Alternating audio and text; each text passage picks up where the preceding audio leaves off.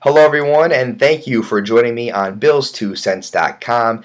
It is time to preview the Travers Stakes. Yes, the Midsummer Derby is here, Saturday, August 24th, and it goes off as the 12th race of a 14-race card. First post at 11:35 in the morning. The Travers, again, is the 12th race, and it will be a post time of 5:46 and broadcast nationally on NBC. Or, of course, for those in the area in upstate New York, you can certainly head to the track.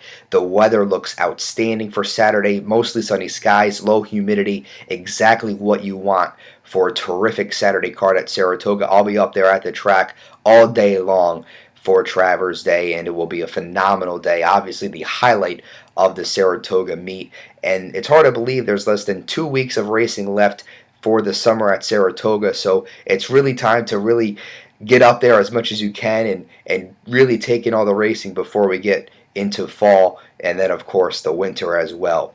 So we have 9 horses going in the Travers Stakes, and really it's a race being billed as the big 3. You have the Belmont winner and Jim Dandy winner, Palace Malace, the Kentucky Derby winner, Orb, coming back to the track, and Verrazano, who was going into the Kentucky Derby with a perfect record, did not run too well in that race, and then he came back. He won 2 graded stakes at Monmouth Park, including the Grade I Haskell, and Verrazano is the 2-1 morning line favorite in this race. I'll talk about all 3 of those horses as well as the 6 other horses in this race, and we will start at the rail with number 1 Romance for trainer Tom Albertrani. Javier Castellano gets them out in this race. First time Castellano riding this horse, and it really is a nice upgrade to get Castellano aboard. Junior Alvarado rode this horse in 3 or 4 of his starts, and Romance is the least experienced horse in the field. The Travers will be just his 5th race of his career, but he did get a win in the Curlin Stakes here at Saratoga earlier in the meet.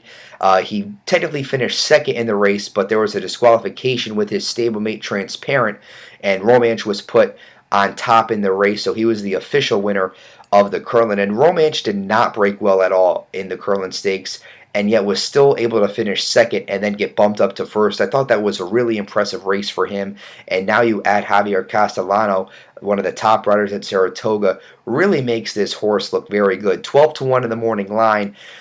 There are, of the other 6 horses outside of the big 3 of Palace Malace, Orb, and Verrazano, there are 2 other horses that I like a little bit more than Romance, and I'll get to them in a little bit. But I'm not going to talk you off Romance. He'll be a very good price in here, and he seems to be an improving 3-year-old, and you're going to get a price on him. And if Romance wins this race, you can guarantee he won't be anywhere near the price he'll be tomorrow in the Travers. He will be bet down and in future races if he's able to win tomorrow.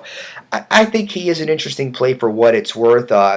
If you want to include him in your multi-race wagers, the pick 4s, pick 6s, go right ahead. He'll definitely be a good price. He is 12-1 in the morning line, and with Javier Castellano aboard, really makes the horse look good. So Romance, an improving 3-year-old for Tom Albertrani. Will have to come that inside post, though, and I think a better start will be key for this horse in the Travers.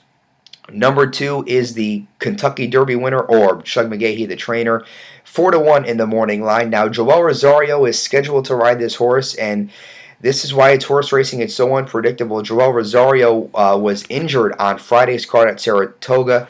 It is believed that he broke a bone in his foot, and at this point, it's unclear if he will ride at Saratoga on Saturday. I'm taping this on Friday night, so I'm not sure whether or not Joel Rosario will ride the Travers card. It may be one of those things where he only rides Orb in the Travers and takes off the rest of his mounts. We'll see in the morning, I guess, when they announce whether or not Rosario will ride. But that will make a big difference to me if Rosario is riding or not throughout the day or on Orb. They did say that Jose Lascano or Rosie Napravnik would be viable substitutes to ride if Rosario cannot go tomorrow in the Midsummer Derby. But Orb has been away from the track since the Belmont Stakes, where he finished 3rd in there. And, you know, he didn't really run his race, I thought, in the Belmont. And for him to still finish 3rd, I thought, was pretty good. The Preakness was just not his day, that one. But if he can get back to the way he ran in the Derby and the way he ran down at Gulfstream Park, he is a serious contender. He already is a serious contender. But if he gets back to that form, he will be tough to beat. My biggest thing is I don't know how much all this time off from the racetrack will affect him.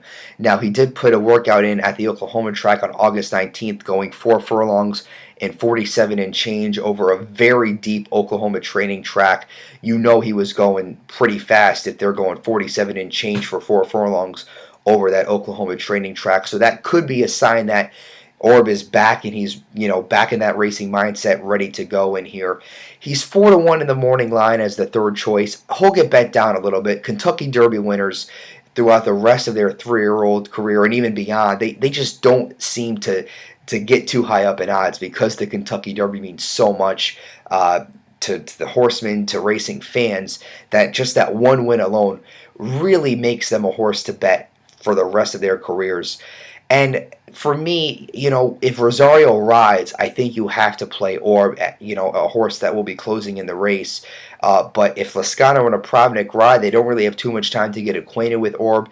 And the rider, to me, really makes a difference in this race. So we'll have to see tomorrow whether or not Joel Rosario is riding during the card, or maybe, like I said before, he might just take off all the mounts and just try to ride Orb in the Travers. So we will see with this horse.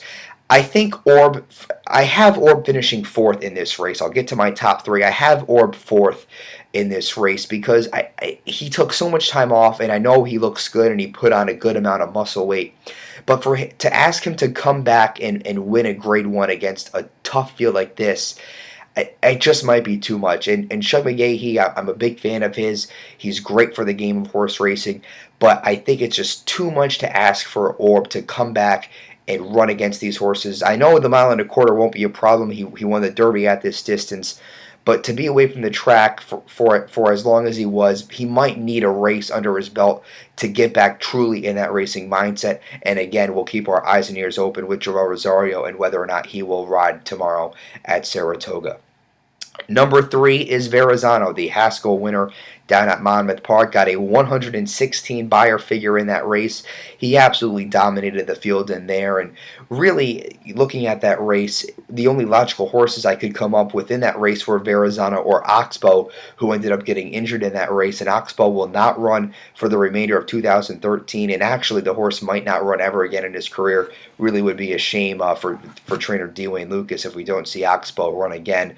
But Verrazano was entering the Kentucky Derby undefeated, did not run a step really in that race, finishing 14th, and then he came back with the Pegasus win at Monmouth and then the dominant Haskell win. My question is, who did he really beat in those races? I mean, other than Oxbow, who got hurt, those fields weren't exactly the strongest, and Verrazano definitely got some confidence, and Johnny Velasquez got some confidence in him as he won those 2 races. But my thing is, he didn't really beat anybody in those races. He's facing a much tougher field than the Travers. And also, too, can he go 1.25 miles? Verrazano, to me, has the most questions to answer of the big 3 between Palace Malace and Verrazano. Verrazano, his only race in New York, the Wood Memorial, back in April when he was prepping for the Kentucky Derby at 1.125 miles, it seemed like that's as far as he wanted to go. So can he dig in for that extra furlong in the 1.25 mile Travers? It's a question that remains to be seen. And at 2-1, you're not getting any value with him in here. And in my multi-race wagers, I'm not going to use Verrazano. If he wins the Travers, I lose as a handicapper. I don't think he can go this distance. The value's not going to be there with this horse. I think he'll be overbet. This horse is oozing with talent, but to me, the distance factor is a big concern, and I know there's other horses in here that can get the distance and will be much better prices than Verrazano. And I know with Johnny Velasquez and Todd Pletcher, you want to play that jockey trainer angle. They're very successful at Saratoga, as they are every summer. But to me, there's more suitable options in this race at more enticing prices. So to me, Verrazano is a no play for me in the Travers Stakes. But if he runs anything to what he did in the Haskell, he will be tough to beat with that 116 figure that he earned in that race. Turning the page to number 4, Golden Soul for trainer Dallas Stewart with jockey Robbie Alvarado, 20-1 in the morning line. Golden Soul was the runner-up in the Kentucky Derby to Orb. He came back and ran in the Belmont and Haskell. finishing off the board in both of those races. And really, to me, if the weather called for rain or some sort of precipitation, I would consider Golden Soul. I think he's a horse that likes an off track. With the way the weather's looking, it's going to be a fast track and a firm turf course, so Golden Soul won't get that sloppy track that I think he needs to win the race. So I'm not going to play Golden Soul, but he is going to be a long shot. He might possibly be the longest price in the race. So if you want to play him, I'm not going to talk you off of playing a long shot if you're looking to cash a big ticket in the Travers, but I just think he has too much to overcome in this race, and his form appears to be digressing as opposed to improving at this point in the 3-year-old campaign. Not what you want to be seeing as we head to the Midsummer Derby. Number 5 is Will Take Charge for trainer Dwayne Lucas. Luis Saez will ride this horse, not Junior Alvarado, who rode him in the Jim Dandy. And Will Take Charge was my top horse in the Jim Dandy. He went off at 17-1 that day. And he was a nice closing second to Palace Malace, but Palace Malace I don't think was going to get caught that day. But it was nice to see Will Take Charge improve and finish in the money after he ran in all 3 races of the Triple Crown and couldn't get it done. He ran a 105 figure in that race. Luis Saez, a young jockey, but a jockey that, as I said before the meet, he's a jockey that I've been keeping a close eye on. I really think he is next in the future wave of jockeys. So he will take charge, and will take charge 10-1 in the morning line. This horse, I'm going to play him. He'll be on my multi-race wager picks, and he is in my top 3 for the Travers. Also, too, you go back and you watch the replay of that Jim Dandy, it looked like this horse wanted to go an extra furlong. So I think the 1.25 mile distance will help this horse. He's a closer. And again, I think the one thing with this horse is he needs the right setup. And he needs to have not a lot, he needs less traffic to maneuver through. As Dwayne Lucas has said before, Will Take Charge is a very tall horse, and he's not a stop-and-go horse. Once he gets downhill, he's tough to stop, but he's not a horse that likes to weave his way through traffic. He needs to get the right setup. Whether or not Luis Saez can get him in that spot will remain to be seen on come Saturday afternoon, but Will Take Charge will have a nice price on him. And listen, he seems to be like an improving horse, and Dwayne Lucas, a trainer that has won the Travers before, you would like to see the old trainer get it done with the young and upcoming jockey. So Will Take Charge 10-1 in the morning line, will be in my top 3 picks, and he also will be on my multi-race wagers as well. I'll talk about Will Take Charge and the rest of my top 3 picks in a little bit, but for now, let's keep it moving with number 6, Marino, for Jose Ortiz, trainer Eric Gilio. And Marino finished 3rd in the Jim Dandy, setting the pace in that race. And even though he didn't win the Jim Dandy, I thought he validated his win in the Dwyer Downstate at Belmont with his race in the Jim Dandy. And Marino's going to the lead in the Travers. We all know that. My thing is, I just don't think this horse can hold off the rest of the field going 1.25 miles. 12-1 in the morning line. I think those odds will go up a little bit. He'll be a good price in here, but I just think it's going to be too difficult for Marino to hold off these 8 competitors in the Travers going 1.25 miles. Number 7 is War Dancer for trainer Ken McPeak. Alan Garcia, the jockey, 15-1 in the morning line. And War Dancer only has run 1 race on dirt in his career, and it was his 2nd race of his career, and he got a 70 buyer figure in that race. This horse is much more known to be a turf horse, but Ken McPeak is taking a shot in here with War Dancer. McPeak, for those who don't know, was one of the trainers who was the trainer of Golden Ticket, who was 33-1, I believe, last year in the dead heat with Alpha. So Ken McPeak looking to get it done for the 2nd straight year in the Travers with War Dancer. And he's taking a shot by moving War Dancer from turf to dirt. It's a move that we'll see if it pays off or not. If the race was on turf, certainly War Dancer would be would get a lot more consideration. But to me, it's a move by Kenny McPeak, and we'll see if it pays off. But I just don't think War Dancer is going to have the dirt form that compares to the rest of the field in the Travers. Number 8 is Palace Malace, Mike Smith, and trainer Todd Pletcher. 5-2 second choice in the morning line, and Palace Malace looks to make it 3 straight wins. He won the Belmont, he won the Jim Dandy, Now can he win the Travers? We know the distance of 1.25 miles won't be an issue. He won the Belmont at 1.5 miles. He already won a race over this Saratoga track earlier in the meet in that Jim Dandy, which is the local prep. And the recent numbers show that Jim Dandy winners do very well in the Travers, so that is something to pay attention to. And Palace Malace, to me, is the play in here. He's my top pick in this race.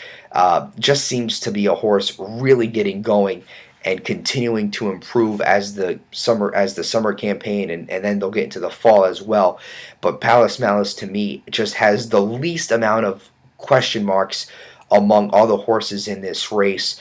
5-2. Personally, I think this horse will be the post-time favorite over Verrazano and Orb. It's a tough job to make these morning line odds when you have horses so close and running so well all together. But Palace Malace, to me, is the play in the Travers.